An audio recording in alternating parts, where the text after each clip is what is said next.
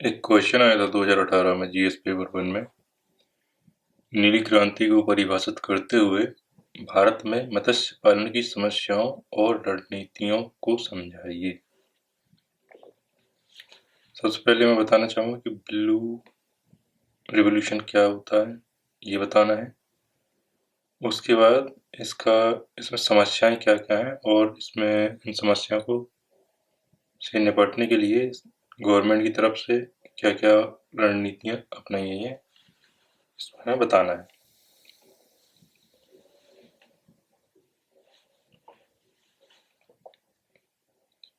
तो शुरू करते हैं। कृषि एवं कृषि कल्याण मंत्रालय।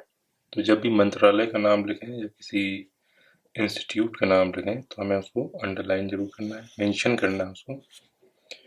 ने 3,000 करोड़ रुपये के परिव्यय के माध्यम से इनके द्वारा संचालित मौजूदा सभी योजनाओं को मिलाकर एक नई योजना का क्रियान्वयन किया है, जिसे ब्लू रेवोल्यूशन नाम दिया गया। ब्लू रेवोल्यूशन का उद्देश्य क्या है? अंतर्देशीय, ये होना चाहिए था, क्या है? अंतर्देशीय और समुद्री दोनों में मत्स्य उत्पादन का संपूर्ण दोहन करना। क्या लिखा है? मत्स्य उत्पादन का संपूर्ण दोहन। और क्या है? मौजूदा मत्स्य उत्पादन के स्तर को वर्ष 2020 तक बढ़ाकर 3 गुना करना था। भारत में मत्स्य पालन सदियों से आर्थिक गतिविधियों का केंद्र रहा है तथा वर्तमान में यह क्षेत्र काफी तेजी से उभर रहा है। वर्तमान में फिश प्रोडक्शन भारत में जलीय कृषि बन गया है। ये हमें एक क्या है, एक जलीय, एक नया टर्म मिला, जलीय कृषि, एक्वाकल्चर, तथा 40% से भी अधिक वार्षिक विकास की दर से बढ़ रहा है। देश के कृषि जीडीपी में इसका 5% से अधिक योगदान है। भारत में मत्स्य पालन विकास से जुड़ी कुछ प्रमुख समस्याएं क्या क्या है वो हम देख लेते हैं। कि कमजोर विपणन और विस्तार नेटवर्क है। अधिक दोहन के कारण मछली पकड़ने और प्राकृतिक संसाधनों की कमी है। इसमें ये भी कह सकते हैं कि जो कोरल रीफ है उनकी कमी के कारण भी ये है, जो ग्लोबल वार्मिंग की समस्या हो रही है उससे क्या है, कोरल ब्लीचिंग हो रहा है। इसका वीडियो हम बना चुके हैं, एक बार आप लोग देख लें। जियोग्राफी जो है जीएस पेपर 1 जियोग्राफी, उसमें आपको ये मिल जाएगा। जल प्रदूषण जलीय कृषि का अवैज्ञानिक प्रबंध। क्या है? जल प्रदूषण हो रहा है और जलीय कृषि का अवैज्ञानिक प्रबंधन हो रहा है। जो एक्वाकल्चर कर रहे हैं हम, उसका ठीक से मैनेजमेंट नहीं हो पा रहा है। नेक्स्ट है मत्स्य पालन और जलीय कृषि में पर्यावरणीय, आर्थिक, सामाजिक और लैंगिक मुद्दों पर पर्याप्त ध्यान नहीं देना। ये क्या है? पर्यावरणीय है, जैसे ग्लोबल वार्मिंग हो रहा है। आर्थिक है, मतलब कि जो इस व्यवसाय से जुड़े हुए हैं उनको एक आर्थिक जो गवर्नमेंट की तरफ से इनिशिएटिव नहीं लिए गए हैं। सामाजिक सामाजिक में आपको बताना चाहूँगा कि जैसे अपने यहाँ कई सारे समुदाय ऐसे हैं जो शाकाहार को प्रमोट करते हैं, जैसे जैन धर्म हो गया, ब्राह्मण हो गया, जो क्या करते हैं कि शाकाहार करना चाहिए। और शायद मैं एक सबसे बड़ी वजह मानता हूँ कि जो हमारा ग्लोबल हंगर इंडेक्स में हमारा जो स्थान है 101वां स्थान, वो बहुत ही निंदनीय और चिंतनीय बात है। और शायद इसकी एक सामाजिक जो सोच होती है इनकी कि हमें शाकाहार की ओर ज़्यादा फोकस रहना चाहिए, हमें मांसाहार कम करना चाहिए। और शायद यही वजह है कि जो स्टंटिंग और वेस्टिंग का जो हमें 34% है बच्चों में, उसका भी एक परिणाम मैं इसको कह सकता हूँ। क्योंकि हमारे भारत में विभिन्न धर्म और विभिन्न समुदाय के लोग रहते हैं जिनकी सोच अलग अलग है। कोई एकदम पूर्ण तरह शाकाहार है। पूर्णतः शाकाहार मतलब ऐसा है कि वो प्याज लहसुन भी नहीं खाते हैं। प्याज लहसुन उनको उनको एक मांसाहार लेने के जैसा ही है। जबकि अच्छा, एक क्वेश्चन करना चाहूँगा मैं, आप लोग कमेंट में सजेस्ट कीजिएगा। क्या दूध को मांसाहार में रखना चाहिए या शाकाहार में रहना चाहिए? क्योंकि मैं दूध को इसलिए ये क्वेश्चन उठा रहा हूँ क्योंकि दूध हमें एक जानवर से प्राप्त होता है, और जानवर से प्राप्त होने वाली चीज़ें अगर मांसाहार में गिनी जाती हैं तो मेरे ख्याल से दूध भी एक मांसाहार ही है। मांसाहार करने जैसा ही है, क्योंकि दूध हम कहीं खेती में या किसान नहीं बनाता है दूध को, वो जानवर से ही प्राप्त होता है, तो उसको शायद मांसाहारी ही माना जाना चाहिए। क्योंकि जो अपनी अपनी सोच है, मैं अपना तर्क दे रहा हूँ, आप मुझे कमेंट में एक बार जरूर बताइएगा। नेक्स्ट है कि मानव संसाधन पर विशेष ध्यान न देना। मछली पकड़ने के बाद कमजोर अनुकूल व्यवस्था, जो कोल्ड स्टोरेज होते हैं, उनकी एक समस्या है। इससे संबंधित कार्यों में समस्याएं हैं।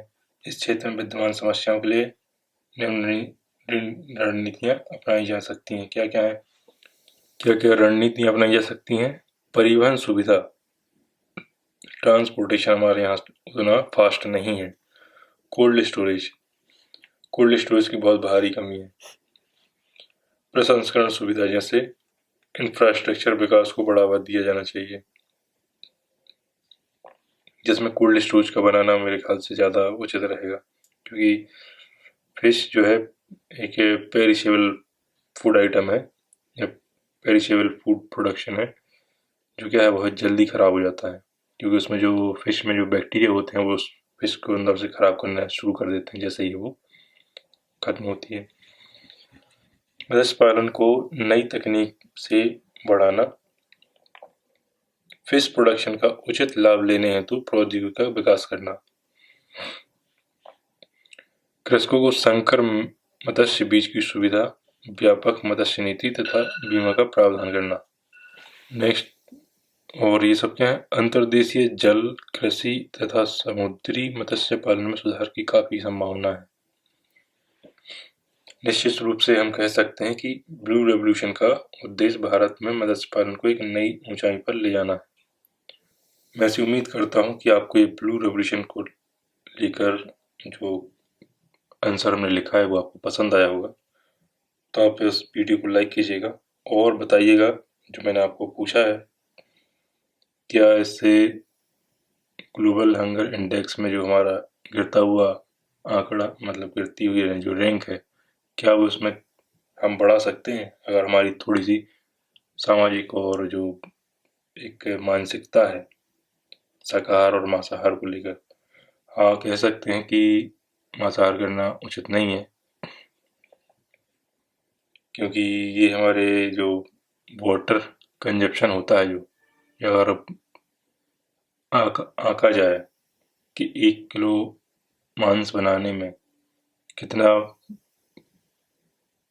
जल की उपयोगिता होती है, और 1 किलो गेहूं या चावल उपजाने में कितना वाटर यूटिलाइज होता है, ये आप मुझे कमेंट करके बताइएगा।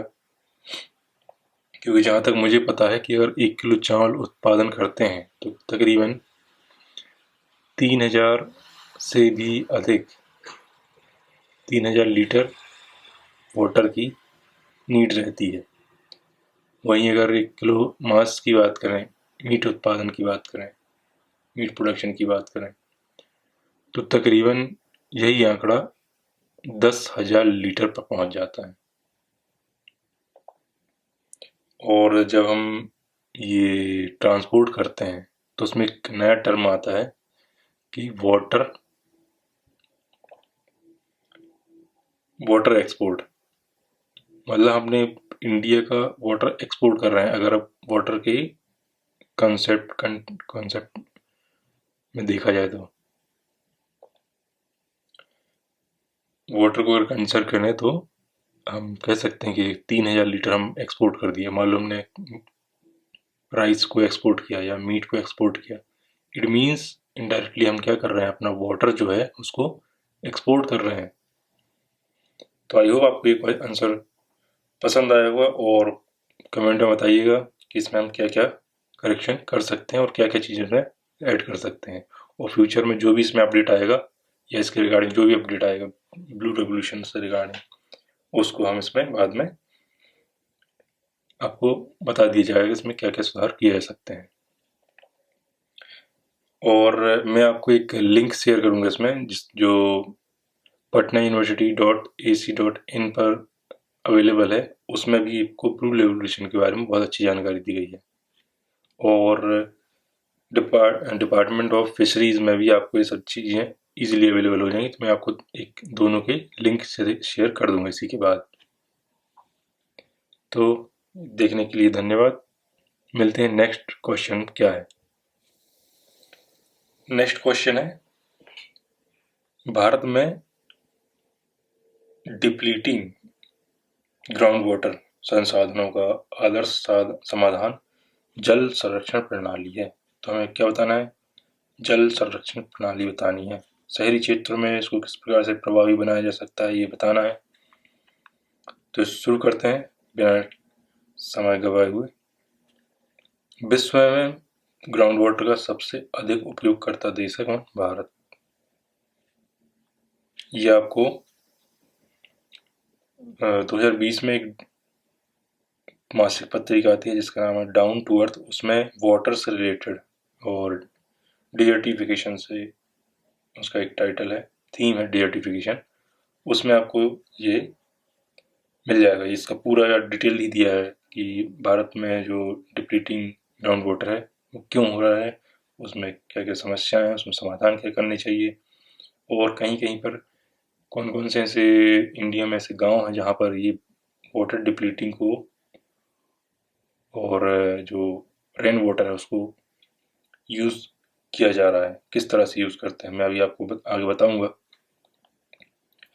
विश्व में भूजल का सबसे अधिक उपयोगकर्ता देश भारत है, जबकि पूरे विश्व में के वर्षा का सिर्फ 8% भाग यहाँ होता है भारत में।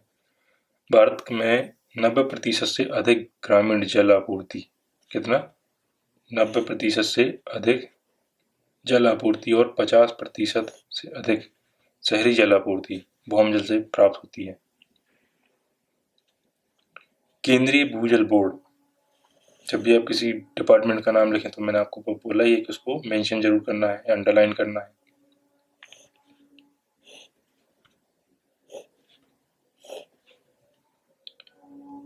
भारत की अधिकांश जिलों में पिछले कुछ वर्षों में लगातार भूजल स्तर में काफ़ी गिरावट आई है। ये डाउन टू अर्थ की मैगजीन में आपको मिलेगा, काफ़ी अच्छे से दिया हुआ है। मैंने कोशिश की है इसको अच्छे से ज़्यादा नंबर लाने के लिए। नेक्स्ट है कि ये क्यों होता है, कैसे होता है, तो हमें बताना है कि वर्षा जल संचयन के माध्यम से वर्षा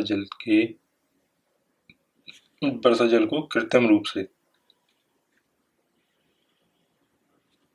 तैयार की गई प्रणाली, जैसे कृत्रिम पुनर्भरण प्रणाली। क्या है? कृत्रिम पुनर्भरण प्रणाली पानी के बहाव को रोककर उसे किसी गड्ढे में जमा करना, छत के पानी को जमा करके उसे धीरे धीरे से कुआं या बावड़ी में डालना। वर्षा जल को संरक्षित करना भारत में सदियों पुरानी प्रथा है। जैसे हम अगर आप इतिहास में देखें तो हमें कहीं कहीं पर जलाशय मिलते हैं, कुंड मिलते हैं, पुनर्भरण एवं कुएं इत्यादि का आपको देखा होगा अगर आप हिस्ट्री में जाएं। तुम्हारे जो गुजरात में और जो हमारा प्री हिस्टोरिक और वर्षा जल को संरक्षित करना भारत में सदियों पुरानी प्रथा है। जलाशय, कुंड, पुनर्भरण, कुएं इत्यादि। जल संचयन प्रणाली के लाभ क्या क्या हैं देख लेते हैं कि अगर हम जल का संरक्षण करें तो उससे क्या क्या लाभ होते हैं। एक है सतह के जलाशयों की तुलना में तल उत्सतही जलाशय के पुनर्भरण की लागत कम आती है। मतलब जो पहले से बने हुए जो उथले होते हैं उनकी लागत हमें कम आती है। जल वृत्त वितरण प्रणाली के रूप में भी कार्य करता है। जल वृत्त वितरण प्रणाली क्या है कि उसका जैसे बहाव होता है उसको हम डिफरेंट चैनल्स के माध्यम से उसको अलग जगह पर उसको भेज सकते हैं। इस प्रणाली में ना तो भूमि व्यर्थ जाती है और ना ही जनसंख्या विस्थापन होता है। मतलब जहाँ पर जो लैंड यूज ठीक से नहीं हो पा रहा वहाँ पर हम क्या कर सकते हैं, इसका वाटर को उपयोग कर सकते हैं वाटर कंजर्वेशन में। भौमजल बाष्पीकरण और प्रदूषण से मुक्त रहते हैं। भौमजल स्तर में वृद्धि होती है। वर्षा जल की दो तरीकों से उपयोग किया जा सकता है। अब हमें ये देखना है कि जो रेन वाटर है उसको किस तरह से कितने प्रकार से यूज कर सकते हैं। सतह पर वर्षा जल का संग्रह कर भविष्य में उपयोग किया जा सकता है और भूजल का पुनर्भरण किया जा सकता है। नेक्स्ट हमने लिखा है कि शहरी क्षेत्र में वर्षा जल के माध्यम से भूजल का पुनर्भरण किया जा सकता है। क्या है कि गड्ढों का पुनर्भरण करना है, खाइयों का पुनर्भरण करना है, कुओं का पुनर्भरण करना है। हमारे यहाँ जो पहले से मौजूदा गड्ढे रहते हैं या तो ये आर्टिफिशियल भी हो सकते हैं, मानव निर्मित भी हो सकते हैं और नेचुरल भी हो सकते हैं। खाइयाँ जो हैं ये दोनों हैं, मानव निर्मित खाइयाँ हैं और ये कुएं जो हमारे यहाँ से जो रेन वाटर हार्वेस्टिंग सिस्टम जो लगाना होता है। मैंने ये देखा है कि जब भी जो भी व्यक्ति है, खासकर अगर जो 10वीं तक पढ़ा हुआ है, मैट्रिक तक पढ़ा हुआ है, उनको ये सब चीज़ें पता रहती हैं। इवन स्कूलों में भी कई बार बताया जाता है कि हमें रेन वाटर हार्वेस्टिंग सिस्टम जो है लगाना होता है। अगर मान लो आप पूरी इंडिया में लगा दिया जाए, ये सबको पता है क्या होता है, क्यों कैसे बनता है, सबको पता है। लेकिन बनाता कितने हैं, बनाते कितने लोग हैं, ये बहुत इम्पोर्टेंट है। आपने देखा होगा कि हम स्कूलों में पढ़ तो लेते हैं बहुत सी चीज़ें और हमारी एजुकेशन प्रणाली अभी ऐसी है कि वो हमें बताता तो है, मतलब उसका हम एप्लीकेशन यूज़ नहीं कर पा रहे हैं। या हमें ऐसा करना चाहिए कि हमारी जो शिक्षा प्रणाली है उसमें हमें सिर्फ नॉलेज तो काफ़ी दे दिया है लेकिन उसका हम यूज़ नहीं कर पाते। एप्लीकेशन पार्ट जो है एजुकेशन का वो हमने आज तक नहीं किया। वो शायद यही वजह है कि हमारे यहाँ एजुकेशन और एजुकेटेड लोगों की कमी नहीं है, लेकिन हमारे यहाँ सबसे ज़्यादा कमी किसकी है, रोजगार की। वो इसलिए भी है क्योंकि एप्लीकेशन पार्ट हमने कभी सीखा ही नहीं, इसलिए हमारे पास रोजगार की बहुत ज़्यादा कमी है। और जो प्राइवेट सेक्टर है उसमें कुशल लोगों की बहुत कमी है। कुशल कैसे, भले पढ़ना लिखना कुशल में नहीं आता है। कुशल मतलब आपको आपने जो नॉलेज गेन किया है उसका आपको क्या एप्लीकेशन या उसको उपयोग करना आता है, मेन बात ये है। नेक्स्ट है कि भूजल की स्थिरता को बनाए रखने के लिए पुनर्भरण की आवश्यकता है और इसके लिए लागत, समय पर ध्यान और जागरूकता अभियान की जरूरत है। ये जो जागरूकता अभियान की बात की गई यहाँ पे, समय और ध्यान और लागत। अगर रूफ वाटर हार्वेस्टिंग सिस्टम की अगर बात करें हम, छत से जो बरसात का पानी कोई गड्ढे में कहीं भी एक जगह अगर इकट्ठा किया जाए तो इसमें बहुत ज़्यादा कॉस्ट नहीं आता। सिर्फ आपको एक जो आपके रूफ से एक पाइप को लेके आना है, सीधा सिंपल सा सिर्फ एक पाइप लेके आना है, उसको कनेक्शन करवाना है और उस पाइप को ऐसे गड्ढे की तरफ ले जाओ जो आपके घर के आसपास हो, या डायरेक्ट नीचे उसको लेके आओ और कहीं उसको में ऐसा चैनल बना दो कि वो किसी गड्ढे में जाके इकट्ठा होता रहे, स्टोर होता रहे।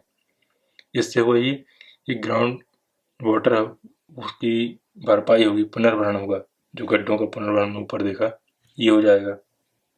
उसको आप डायरेक्ट कुएं में भी अप्लाई कर सकते हैं, या फिर एक पिट चार्जिंग बनाया जाता है जिसमें सैंड और कई टाइप की सैंड की लेयर्स में उसको एज ए फिल्टर की तरह उसको यूज़ करते हैं।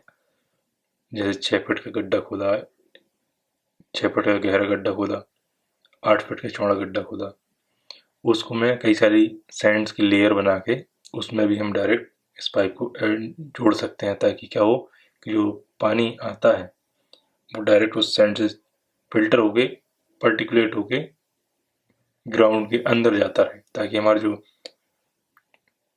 ग्राउंड वाटर लेवल है वो इंक्रीज होगा। तो इसमें हम ये हमें पता है, लेकिन हम जब भी हमारे घर जो अगर मान लो जिनका घर बन रहा है, जिनके पास पैसा है, सक्षम है वो घर बनाने में, पक्का घर बनाने में, तो मैं उनको एक ज़रूर सलाह दूंगा कि हमें सिर्फ पढ़ना ही नहीं है। जब भी हमारा कोई घर बने या कुछ भी ऐसी कोई बिल्डिंग बन रही हो, चाहे वो गवर्नमेंट हो प्राइवेट हो, तो ये चीज़ें हमें बनवा के रखनी है, ताकि भविष्य में मान लो अगर आपको कभी भी, या आपने ट्यूबवेल अगर लगवाते हैं, तो अगर आप ट्यूबवेल लगवाते हैं तो उसके रिचार्ज के लिए ये एक बहुत बढ़िया प्रणाली है। मैं आपको बता दूं कि डाउन टू अर्थ में ही एक रिपोर्ट है कि घर में अगर 4 व्यक्ति हैं और उस घर में अगर ट्यूबवेल लगा हुआ है, ट्यूबवेल को कहीं कहीं पर समर भी कहते हैं कि समर लगा हुआ है, तो आप ये समझिए कि 8x8 का जो गड्ढा मैंने आपको बताया कि उसमें 8x8 का गड्ढा कर लो, और roof rain water harvesting system को आप उसमें ऐड कर दो अगर आपके घर में ट्यूबवेल है। तो आप ये समझिए कि एक बार की बारिश में उस roof rain water harvesting system से आपका जो ग्राउंड वाटर इतना ज़्यादा रिचार्ज हो जाता है कि अगर 3 साल तक सूखे की स्थिति बनी रहेगी तो आपके ट्यूबवेल में इतना पानी रहेगा 3 साल तक आपको रेगुलर बिना किसी रोक टोक के सप्लाई अवेलेबल करवा सके। तो आई होप आपको ये आंसर पसंद आया होगा, तो इसको लाइक कीजिए, शेयर जरूर कीजिएगा। Thank you. नेक्स्ट क्वेश्चन को देखते हैं कि समुद्री पारिस्थितिकी पर मृत क्षेत्र या डेड जोन्स के विस्तार के क्या क्या परिणाम होते हैं। सबसे पहले तो मैं ये बताना है कि डेड जोन्स होते क्या है समुद्र में, और इसके विस्तार के क्या क्या परिणाम होते हैं ये भी देखेंगे। अभी हमने देखा कि मत्स्य पालन को लगा से रिलेटेड एक क्वेश्चन देखा था, उसको भी इसमें हम ऐड करेंगे। समुद्री पारिस्थितिकी तंत्र में स्थित वे क्षेत्र जहाँ पर ऑक्सीजन की बहुत न्यूनता होती है उसे डेड जोन्स कहते हैं। मतलब जहाँ पर ऑक्सीजन नहीं है, तो आप समझ सकते हैं कि जहाँ पर ऑक्सीजन नहीं है वहाँ पर कोई किसी भी प्रकार का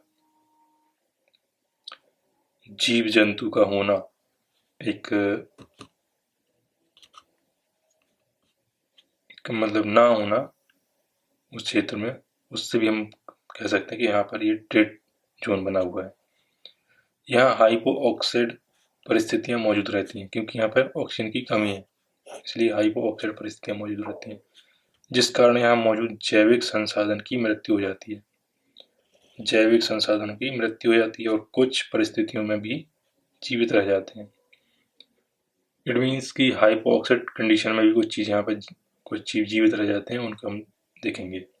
आगे लिखते हैं, विश्व में मौजूद महासागरों और बड़ी बड़ी झीलों में इस प्रकार के क्षेत्र पाए जाते हैं। अच्छा, ये बन क्यों जाते हैं उसको देखते हैं अभी। इस प्रकार के क्षेत्र प्राकृतिक रूप से बनते हैं, लेकिन वैज्ञानिकों की एक दल ने पता लगाया है कि मानवीय हस्तक्षेप के कारण भी इस प्रकार के क्षेत्र का विकास होता है। जहाँ मानव है वहाँ पर कुछ भी हो सकता है, और मानव हस्तक्षेप से जो भी कंडीशन बन रही हैं जिसकी वजह से COP26 हो रहा है, IPCC की सिक्स्थ रिपोर्ट आई है, उसमें सबसे ज़्यादा क्या है, उसमें सबसे ज़्यादा मानवीय हस्तक्षेप है। आपको कोई भी कारण बताना है किसी भी टॉपिक के रिलेटेड, उसमें आपको एक बहुत बढ़िया लाइन मिल गई, क्या है, मानवीय हस्तक्षेप। किसी भी सब्जेक्ट में किसी भी कंटेक्स्ट में आप क्या कर सकते हैं कि मानवीय हस्तक्षेप को ऐड कर सकते हैं। क्योंकि जहाँ पर मानव है मतलब वहाँ पर समस्या है। मानवीय हस्तक्षेप के कारण भी इस प्रकार के क्षेत्र का विकास होता है। ऐसे क्षेत्र का विकास सुपोषण की क्रिया के कारण होता है। सुपोषण की प्रक्रिया में जलाशय में पौधे तथा शैवाल का विकास होता है। क्या है? सुपोषण की प्रक्रिया में जलाशय और पौधों और तथा शैवाल का विकास होता है और जल में जो बायोमास की उपस्थिति होती है उसमें जल की मात्रा कम हो जाती है। सुपोषण प्रायः जलीय तंत्र में उर्वरकों, मल, वाहनों के अपशिष्ट और कारखानों से निकले अपशिष्ट पदार्थों के मिलने के कारण उत्पन्न होता है।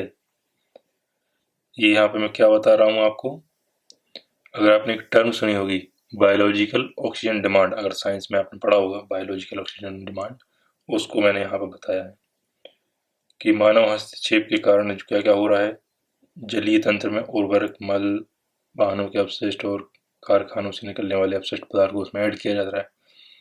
हम बहुत सारी चीजें जलाशय में ऐड कर रहे हैं, तो वो क्या है, एक प्रकार से सुपोषण की प्रक्रिया है। सुपोषण की प्रक्रिया है जिससे क्या हो रहा है, जलाशय में पौधे, शैवाल का विकास हो रहा है, जो क्या करते हैं कि लेयर बना लेते हैं पानी के ऊपर।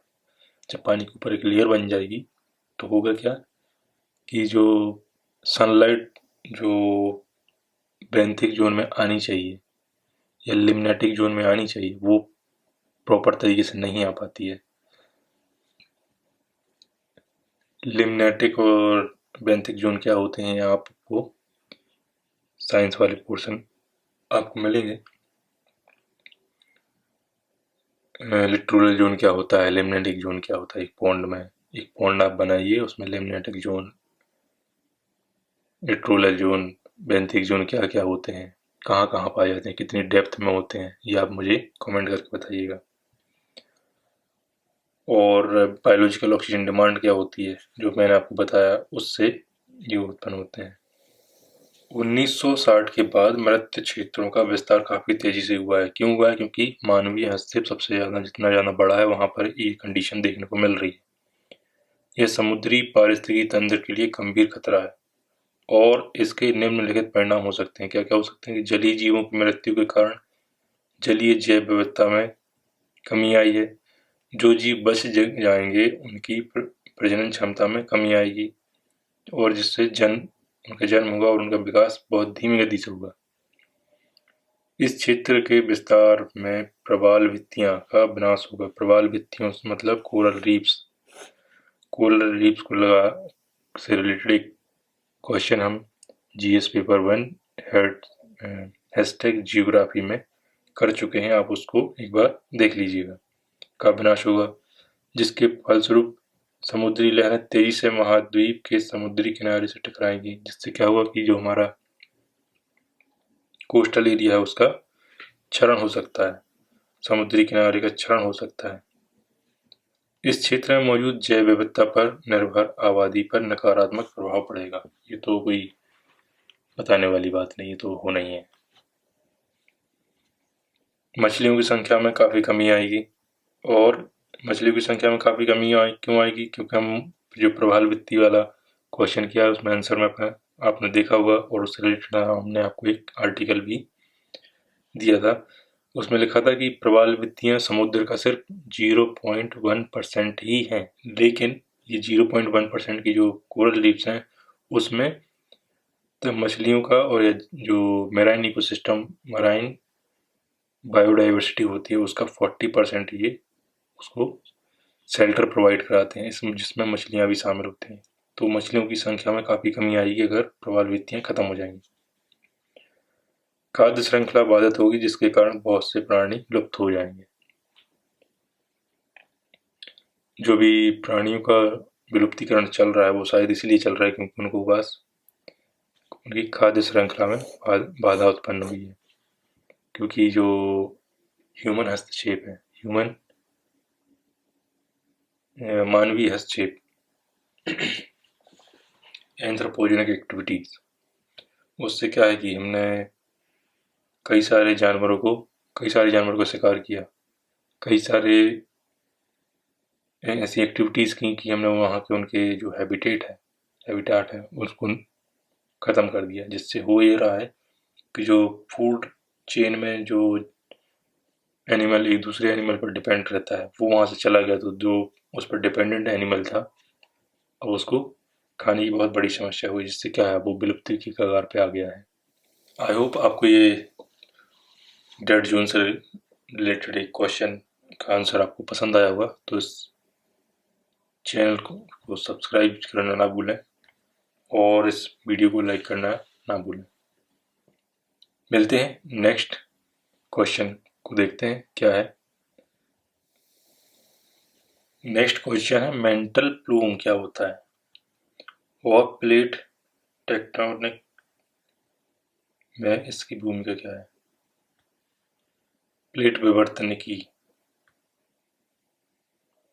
आंसर क्या है इसका लिखते हैं कि ज्वालामुखी एक्टिविटीज के दौरान लावा में मिली हुई चट्टानों के पिघलने हुए टुकड़े जब मेंटल के ऊर्ध्वाधर दिशा में पृथ्वी की सतह पर आते हैं, मीन्स जो अगर आप वोल्केनो देखें तो उसमें जो लावा बाहर निकलता है उसे ही मेंटल प्लूम कहते हैं। मेंटल प्लूम पृथ्वी के मेंटल के भीतर असामान्य रूप से गर्म चट्टान का एक उत्थान है। क्या है? पृथ्वी के अंदर असामान्य रूप से गर्म चट्टान का एक उत्थान है। अधिकांश ज्वालामुखी की क्रिया प्लेट की सीमाओं पर होती है। आपने रिंग ऑफ फायर देखा होगा तो आपको समझ में आएगा, और रिंग ऑफ फायर से रिलेटेड हम एक वीडियो पहले बना चुके हैं, उसमें आपको टाइटल है कि GS पेपर 1 #जियोग्राफी में आप उसको एक बार रेफर कर लीजिएगा, तो आपको पता चलेगा कि अधिकांश ज्वालामुखी की क्रिया प्लेट की सीमाओं पर ही क्यों होती है और रिंग ऑफ फायर क्या है, तो आपको पता चलेगा कि वहीं पर ज्वालामुखी एक्टिविटीज़ क्यों ज़्यादा है, वोल्केनिक एक्टिविटी वहाँ पर एक्टिव क्या रहती हैं, तो आपको ये सब चीज़ें पता चल जाएंगी।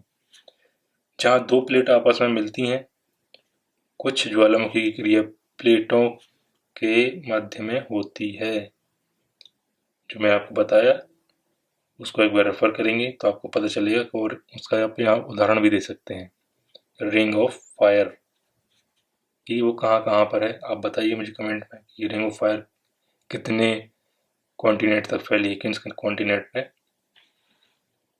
ये है। आगे लिखते हैं कि प्लेट विवर्तनिक सिद्धांत को समझाने के लिए 1963 में जो विल्सन ने मेंटल प्लूम की परिकल्पना को प्रस्तावित किया है। प्लूम के ऊष्मा के कारण निचली भूमंडल में पदार्थ पिघलकर ऊपर आ जाते हैं और एक मैग्मा कक्ष का निर्माण करते हैं, जो सतह पर ज्वालामुखी का रूप होता है। इस क्षेत्र को हॉट स्पॉट कहते हैं। इस हॉट स्पॉट जो कहाँ है, हवाई द्वीप आइसलैंड में ये मौजूद है।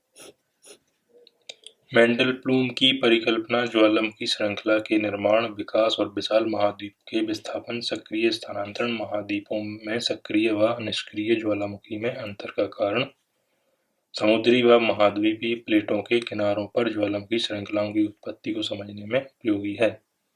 जो मैंने आपको रिंग ऑफ फायर का नाम बताया है वो इसका एक बहुत अच्छा उदाहरण है।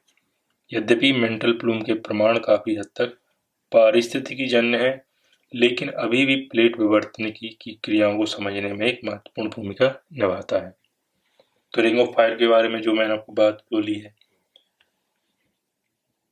ये पूरा उससे रिलेटेड है। और मेंटल प्लूम क्या है, प्लेट विवर्तनिकी की भूमिका इसमें क्यों है, तो आप जब तक आप पुराना वीडियो रेफर नहीं करेंगे तो आपको एक क्वेश्चन का आंसर आपको नहीं मिलेगा या ठीक से लिखने में बाधा उत्पन्न होगी। तो आप एक बार पुराना वीडियो जरूर देखें और इस आंसर को, उस वीडियो को लाइक जरूर करें। Thank you. नेक्स्ट क्वेश्चन है, भारत आर्कटिक प्रदेश के संसाधनों में किस कारण से गहन रुचि ले रहा है। यह बताना है कि हमारा जो आर्कटिक एरिया है उसमें हम इतना इंटरेस्टेड क्यों हैं और उसमें वहाँ पर क्या-क्या प्राकृतिक संसाधन अवेलेबल हैं और उन संसाधनों को लेकर हमारे यहाँ क्या-क्या आर्कटिक में हमने कौन सी लैब या कहना चाहिए कौन सी प्रयोगशाला की स्थापना की है और उससे रिलेटेड कानून क्या है ना, ये सब चीज़ें हमें बतानी है। तो लिखते हैं सबसे पहले, पृथ्वी के उत्तरी गोलार्ध में स्थित आर्कटिक वृत्त के उत्तरी क्षेत्र को आर्कटिक प्रदेश कहा जाता है। कौन सा है? आर्कटिक उत्तरी है और अंटार्कटिक दक्षिणी है। कई बच्चों को मैंने देखा है कि उन्हें यही पता नहीं कि आर्कटिक और अंटार्कटिक किस डायरेक्शन में है। वो आर्कटिक और अंटार्कटिक को एक ही जगह समझते हैं कि वहीं आर्कटिक भी कर देंगे, कभी कभी वहीं पर अंटार्कटिक भी कर देंगे। तो क्या है, आर्कटिक प्रदेश हमें क्या बताना है? सबसे पहले उत्तरी क्षेत्र में है। यह पृथ्वी के लगभग 1/6 भाग पर फैला हुआ है। यह क्षेत्र विश्व के सर्वाधिक संसाधन संपन्न क्षेत्रों में से एक है। क्या है? सर्वाधिक संसाधन संपन्न। इस क्षेत्र में भारत की भागीदारी 9 दशक से चल रही है। जब 1920 में पेरिस में क्या हुई थी?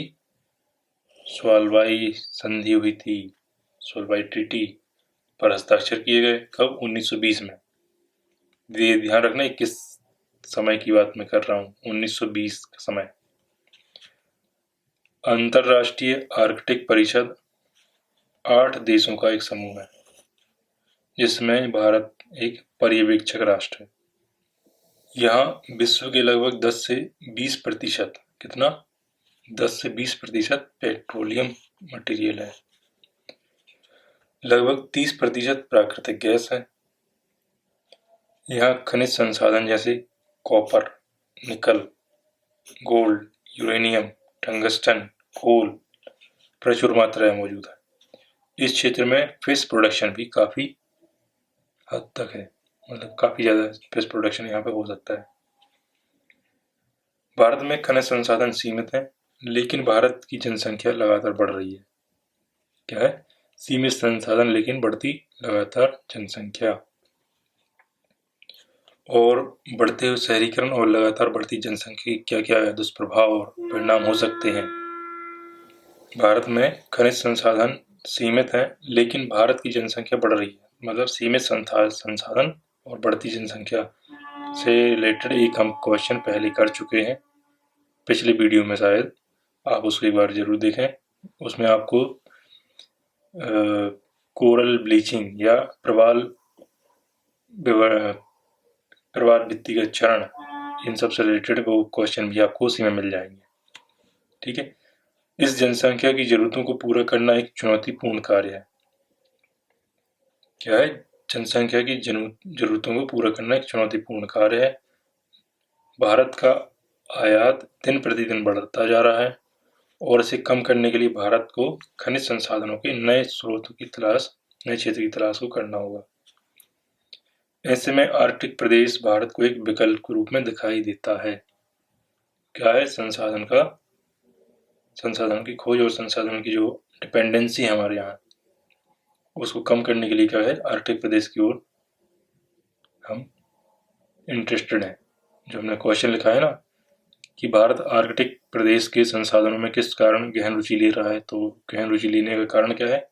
बढ़ती हुई जनसंख्या की डिमांड को पूरा करना और जो हमारे वित्तीय घाटा जो हो रहा है आयात की वजह से, उसको कम करने की कोशिश की जा रही है। इसलिए हम वहाँ पर आर्कटिक प्रदेश की ओर ज़्यादा रुचि ले रहे हैं। अंतर्राष्ट्रीय कानून के अनुसार आर्कटिक प्रदेश में किसी भी देश का पूर्ण अधिकार नहीं है, जिस कारण भारत भी यहाँ एक गहन रुचि ले रहा है। ये क्षेत्र पर्यावरणीय दृष्टि से महत्वपूर्ण है। इस क्षेत्र का भारतीय मानसून पर भी प्रभाव है। ये किस तरह से भारतीय मानसून पर प्रभाव है, आप मुझे एक बार कमेंट करके बताइएगा। अगर आपने जियोग्राफी बच्चे पढ़ा है तो आपको इसका आंसर मिल जाएगा। भारत ने 2007 में इस क्षेत्र में पहला वैज्ञानिक दल भेजा और जिसे हिमाद्री नामक एक अनुसंधान केंद्र स्थापित किया। आर्कटिक क्षेत्र में भारत के हित वैज्ञानिक, पर्यावरणीय, वाणिज्यिक और रणनीतिक हैं। तो जो वैज्ञानिक दल भेजा गया वहाँ पर हेमाद्रि नामक एक अनुसंधान केंद्र भी स्थापित किया, और वहाँ पर जो पर्यावरणीय इफेक्ट हो रहे हैं, जो ग्लोबल वार्मिंग का इफेक्ट पड़ रहा है, जो हमारे यहाँ ग्लेशियर्स का पिघलना जारी है, उन सब का अध्ययन करना, पर्यावरणीय अध्ययन करना, और ग्लेशियर की ना होने से और होने से क्या क्या वाणिज्यिक व्यवधान उत्पन्न हो सकते हैं, इन सब के बारे में जानकारी एकत्रित करना।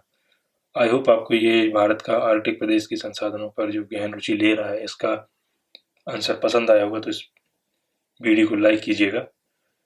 और चलिए मिलते हैं, नेक्स्ट क्वेश्चन को देखते हैं क्या है। नेक्स्ट क्वेश्चन है कि भारतीय प्रादेशिक नौ परिवहन उपग्रह प्रणाली या IRNSS की आवश्यकता क्यों है और नौ परिवहन में किस प्रकार सहायक है। अच्छा, ये जो IRNSS है ये इसरो का एक परियोजना है, इसरो के द्वारा इसको मतलब लॉन्च किया गया था। तो आप कंफ्यूज ना हो कि ये GS1 में क्यों पूछा गया है। GS1 में क्यों पूछा गया, क्योंकि यहाँ पे नौ परिवहन में किस तरह से ये उपयोगी हो सकता है, इसलिए ये जियोग्राफी में पूछा गया है। और ये साइंस एंड टेक का क्वेश्चन ना लगे आपको, इसलिए इसमें एक चीज़ जोड़ दी गई है, नौ परिवहन में किस प्रकार सहायक है, मतलब इसका एप्लीकेशन पार्ट पूछा गया है। तो चलिए लिखना शुरू करते हैं। भारतीय अंतरिक्ष अनुसंधान संगठन, जिसको हम इसरो कहते हैं शॉर्ट में, भारतीय प्रादेशिक नौ परिवहन उपग्रह प्रणाली क्या है, भारतीय प्रादेशिक नौ परिवहन उपग्रह प्रणाली IRNSS। IRNSS का फुल फॉर्म आप मुझे कमेंट सेक्शन में लिख के भेजिएगा।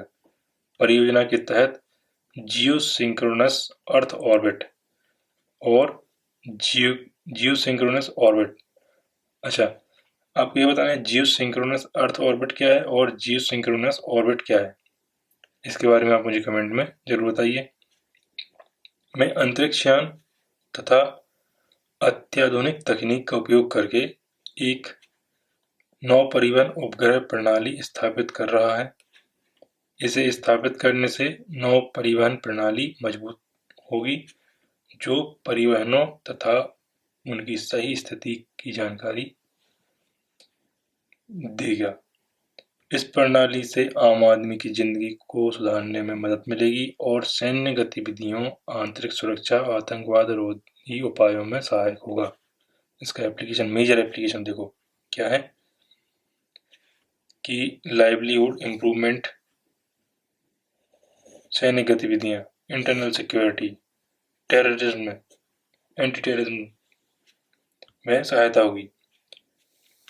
IRNSS क्या है उसके बारे में देखते हैं कि 7 उपग्रहों की एक क्षेत्रीय स्वायत्त उपग्रह नौवहन प्रणाली है, जो पूर्णतया भारत सरकार के नियंत्रण में है। यह भारत सहित इसके भारत के 1500 किलोमीटर के दायरे में आने वाले सभी क्षेत्रों की सही स्थिति की जानकारी देगा। ठीक है, 1500 किलोमीटर तक के दायरे में, भारत सहित 1500 किलोमीटर। इससे हुआ ये कि जो टेररिज्म वाली चीज़ें हैं और जो इंटरनल सिक्योरिटी को थ्रेट है, उन पे हमें सही समय पे सही जानकारी मिलती रहेगी। दायरे में आने वाले क्षेत्रों की सही स्थिति की जानकारी देगा। यह सभी मौसम में 20 मीटर के क्षेत्र में नौ परिवहन की सुविधा देगा। मतलब इसकी सटीकता देखिए कि 20 मीटर के क्षेत्र में नौ परिवहन की सुविधा देगा सभी मौसम में।